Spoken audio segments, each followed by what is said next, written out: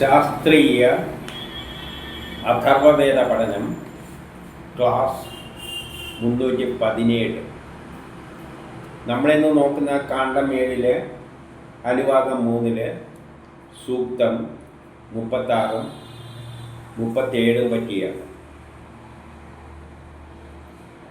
ഇത് ഭാര്യാഭർത്താക്കന്മാരുടെ മാനസിക അവസ്ഥയെ പറ്റിയുള്ള ഒരു പരാമർശമാണ്. യഥാർത്ഥത്തിൽ അഥർവവേദം എന്ന് പറയുന്നത് പ്രാക്ടിക്കൽ ടെക്നോളജിയായിട്ട് ബന്ധപ്പെട്ടതാണ്. അപ്പം കുട്ടികളുണ്ടാകുകയാണ് ദാമ്പത്യത്തിൻ്റെ ഒരു പ്രധാനപ്പെട്ട ലക്ഷ്യം. അപ്പം അവരുടെ മാനസികമായ ഐക്യത്തിലൂടെയാണ്, മനസ്സ് തമ്മിലുള്ള പൊരുത്തത്തിൻ്റെ ഫലമായിട്ടാണ് കുട്ടികൾ, അതിലൂടെയാണ്, അതിൻ്റെ ഒരു പ്രൊഡക്റ്റാണ്. അപ്പോൾ ആ മാനസിക അവസ്ഥകളെ പറ്റിയാണ്, അതുമായി ബന്ധപ്പെട്ട ചില വിഷയങ്ങളാണ് ഈ 2 മന്ത്രങ്ങളിലൂടെയും പറയുന്നത്. അതുകൊണ്ട് നമുക്ക് ആദ്യം സൂക്തം 36 എന്താണ് പറയുന്നതെന്ന് നോക്കാം. ഹരി ഓം. അഥർവവേദം കാണ്ഡം 7 അനുഭാഗം 3 സൂക്തം 36. ഋഷി അഥർവൻ, ദേവത അക്ഷി, മനസ്സ്, ഛന്ദസ്, അനുഷ്ടുപ്പ്.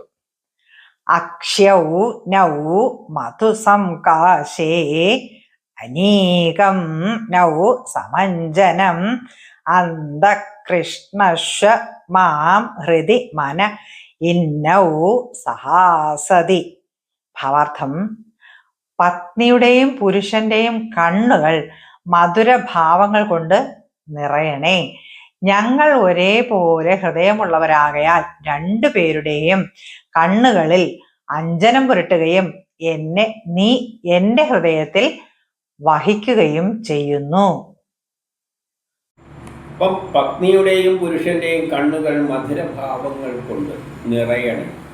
അവരെ കണ്ണുകൾ തമ്മിൽ മധുരഭാവങ്ങൾ പങ്കിട്ടണം. അതിലൂടെയാണ് പുതിയൊരു കുട്ടിക്ക് ജന്മം കൊടുക്കാൻ പോകുന്നത്. അവരുടെ കണ്ണുകൾ തമ്മിലുള്ള ആ ഒരു, നമ്മുടെ ശരീരമെല്ലാം നാഡികളുമായിട്ട് ബന്ധപ്പെട്ടിട്ടുണ്ട്.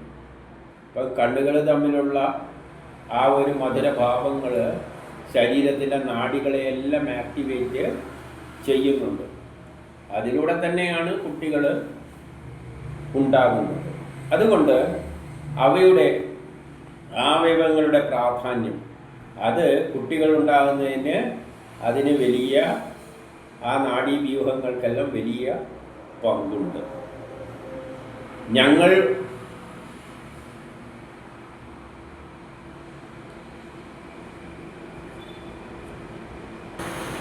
ഒരേപോലെയുള്ള ഹൃദയമുള്ളവരാകയാൽ 2 പേരുടെയും കണ്ണുകളിൽ അഞ്ജനം പുരട്ടുകയും നീ എൻ്റെ ഹൃദയത്തിൽ വഹിക്കുകയും ചെയ്യുന്നു. അപ്പോൾ കണ്ണുകളിൽ അഞ്ജനം പുരട്ടുമ്പോൾ ആ ആകർഷണ ശക്തി കൂടുകയായിരിക്കും. അതുകൊണ്ട് കണ്ണിന് അഞ്ജനം പുരട്ടിയിട്ട് ആ ആകർഷണ ശക്തി തീക്ഷ്ണമാക്കിയിട്ട് 2 ഹൃദയങ്ങളും എന്തായിരിക്കണം?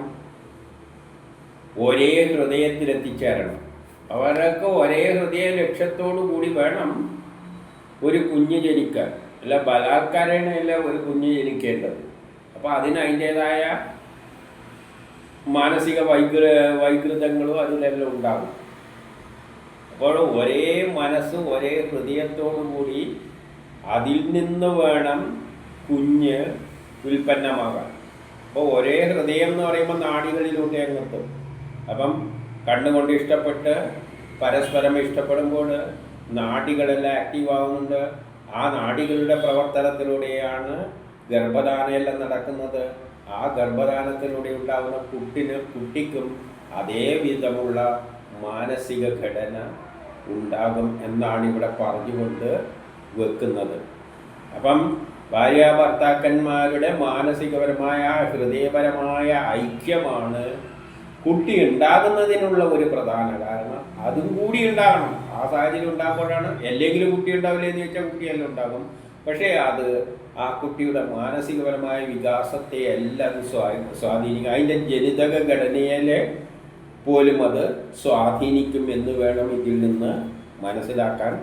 അപ്പം ഇതെല്ലാം ആയുർവേദ ഡോക്ടർമാരാണെങ്കിൽ അല്ലെങ്കിൽ ഡോക്ടർമാരാണെങ്കിൽ അതിൻ്റെ പ്രാധാന്യമല്ല ഇതിലും കൂടുതൽ വല്ല ഗ്രന്ഥികളുടെ എല്ലാം പ്രവർത്തനമെല്ലാമായിട്ട് ബന്ധിപ്പിച്ചുകൊണ്ട് നാഡികളുടെ പ്രവർത്തനമെല്ലാം എങ്ങനെയാണ് മറ്റുള്ളവയെല്ലാം സ്വാധീനിക്കുന്നത് എന്നെല്ലാം പറഞ്ഞുകൊണ്ട് ചിലപ്പോൾ അലോപ്പതി ഡോക്ടർമാർക്കെല്ലാം പറയാൻ പറ്റുമായിരിക്കും. ഇത് നമ്മുടെ വിഷയമല്ല, അതുകൊണ്ട് ഇവിടെ കാണുന്ന ആ അർത്ഥത്തിൽ അങ്ങ് പറഞ്ഞു പോവുകയാണ്.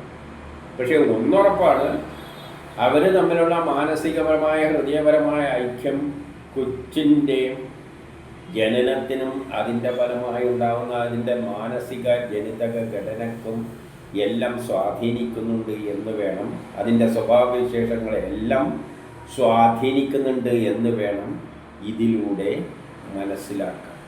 ഇനി നമുക്ക് 37ാമത്തെ മന്ത്രത്തിലേക്ക് പോകാം. അഥർവവേദം കാണ്ഡം 7 അനുഭാഗം 3 സൂക്തം 37.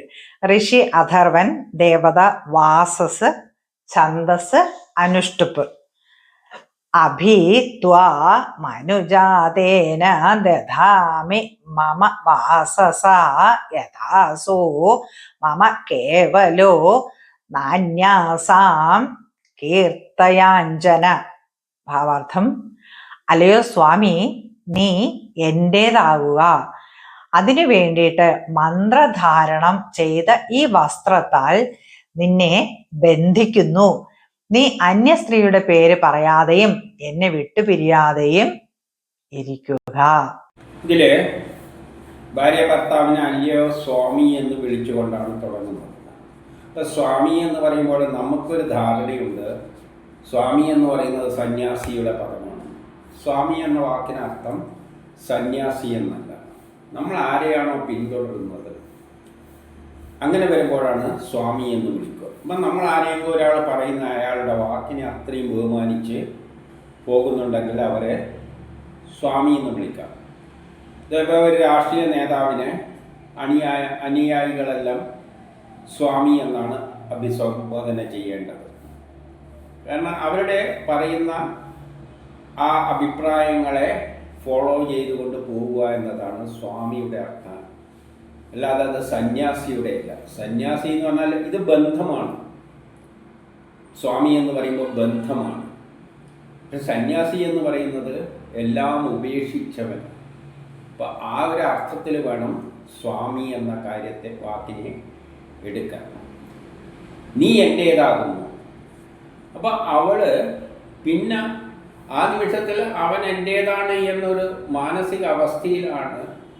ഭാര്യ ഭർത്താക്കന്മാരിൽ ഭാര്യ എപ്പോഴും ഭർത്താവ് എൻ്റേതാണ് എന്നുള്ള ഒന്നാവുകയാണ്. കാരണം എല്ലാം ദ്വയമാണ്, പുരുഷനും പ്രകൃതിയും, പകുതിയും പകുതിയും. ഇത് കൂടിച്ചേരുമ്പോഴാണ് ഒന്നാകുന്നത്. പിന്നെ ഒന്ന് എന്ന് പറയുന്നത് ഈ രണ്ടും ചേർന്നാലേ ആവുകയുള്ളൂ.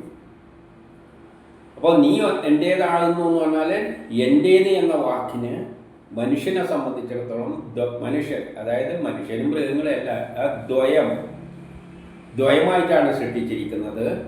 രണ്ടും കൂടുമ്പേ ഒന്നാവുന്നുള്ളൂ, അതിനെ അസ്തിത്വം വരുന്നുള്ളൂ. ആ നിലയിലാണ് നീ എൻ്റേതാകുന്നത്. അതിനുവേണ്ടി മന്ത്രധാരണം ചെയ്ത ഈ വസ്ത്രത്താൽ നിന്നെ ബന്ധിക്കുന്നു. അതായത് സ്വയംവരണത്തിലെല്ലാം മാലയിട്ടിട്ട് സ്വീകരിക്കുന്നതിൻ്റെ എല്ലാം അർത്ഥം, അല്ലെങ്കിൽ താലി കെട്ടുന്നതിൻ്റെ എല്ലാം അർത്ഥം ഇതാണ്. ഇതിലൂടെ ആ ദ്വയങ്ങൾ ചേർന്നിരിക്കുന്നു. ഭാര്യയും ഭർത്താവും, പുരുഷനും സ്ത്രീയും, അവർ യോജിച്ചവർ ഒന്നായി തീർന്നിരിക്കുന്നു എന്നതാണ് അർത്ഥം. അതിൻ്റെ ശേഷം അവർ ഒന്ന് എന്ന സങ്കല്പത്തിലാണ് മുന്നോട്ടേക്ക് പോകേണ്ടത്. അല്ല രണ്ടായിട്ട് കാണരുത്, രണ്ടും ഒന്നാണ്.